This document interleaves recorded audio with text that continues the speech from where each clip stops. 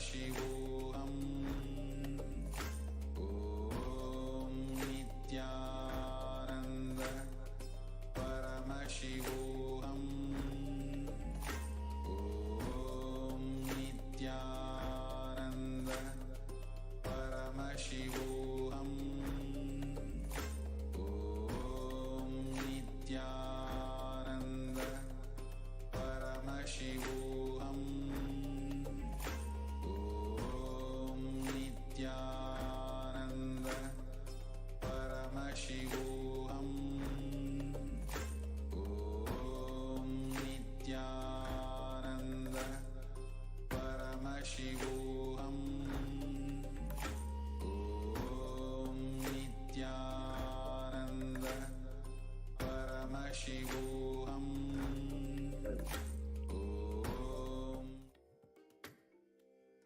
Nithyanandam Paramasukadam Kevalam Jnanamurtim Dvandvaditam Gaganasudrisham Tattvamasya Dilaksham Ekam Nityam Vimalamachalam Sarvadhi Sakshi Bhutam Bhavadhitam Trigunarhitam Sadgurum Tam Namami.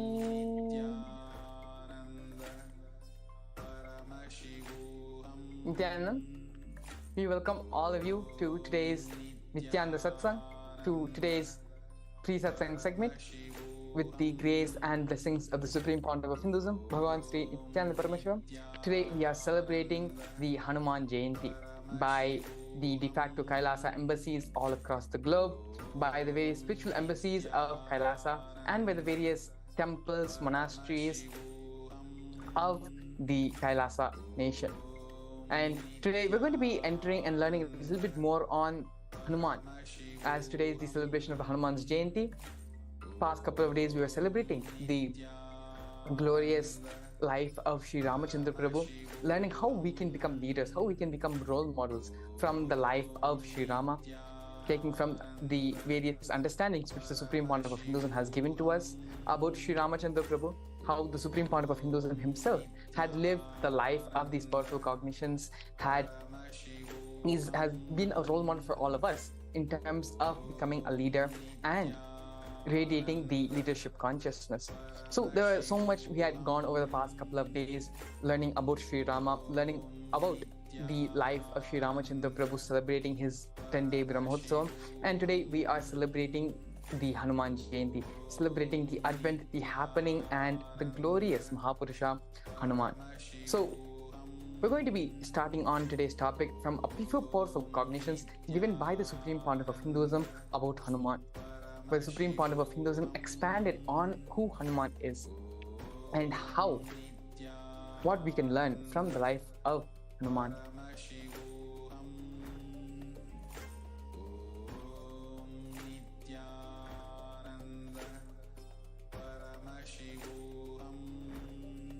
Yes, so the Supreme Pontiff of Hinduism, first and foremost, the life of Sri Ramachandra Prabhu, the life of Sri Hanuman, the incarnation of Paramashiva, happened on the planet to serve, to be there and support, be a catalyst for the mission of Sri Ramachandra Prabhu.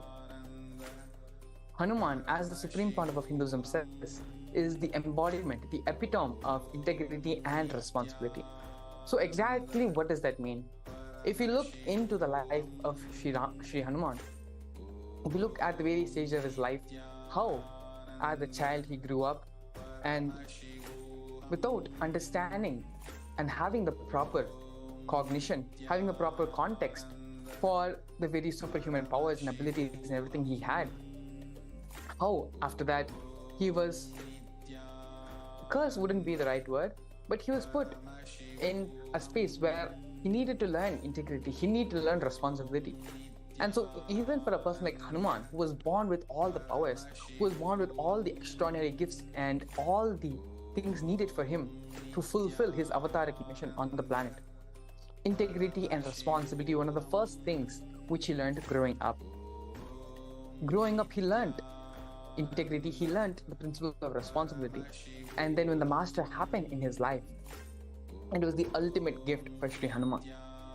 The integrity Hanuman has to Sri Rama, to Devi Sita, is unmatched by any other person,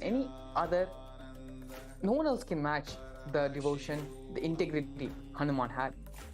And at the same time, Hanuman took responsibility for every situation. During the whole Vanavasa period, during the whole kidnapping of Devi Sita, the responsibility which Hanuman took in each and every aspect, whether it was on the first encounter of meeting Sri Rama and Lakshmana, taking them to Sugriva, jumping over the ocean to reach Sri Lanka, acting as an ambassador for Lord Hanuman, trying to find diplomatic solution to get Devi Sita back. When Lakshmana was injured, when he was hit by the astras of Indrajit, of Ravana's son, how Hanuman took responsibility even then and got the necessary herbs, got the necessary medicines, got even the doctor needed to administer it for Lakshmana.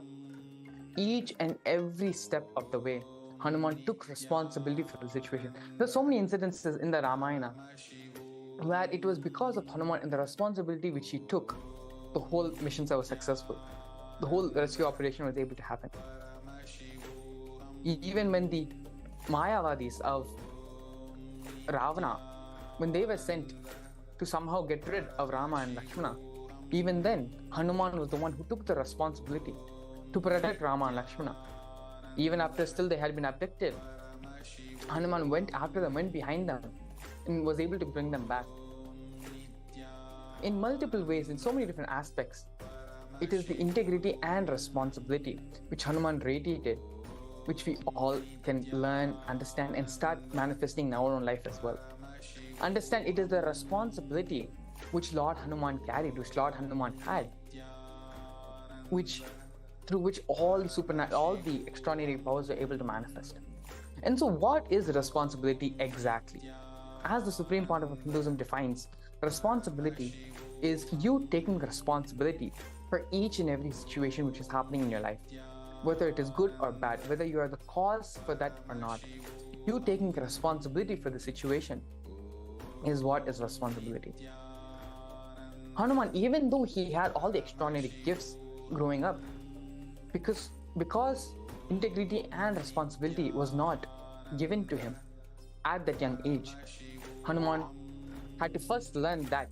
And after learning integrity, after learning responsibility, when the power started to manifest through him, they manifested at such an extraordinary rate. And the amount of good Hanuman has done, not just in the Ramayana, but how we are all being benefited from that today, that can happen only when we take integrity and responsibility for our life and for the things happening around us.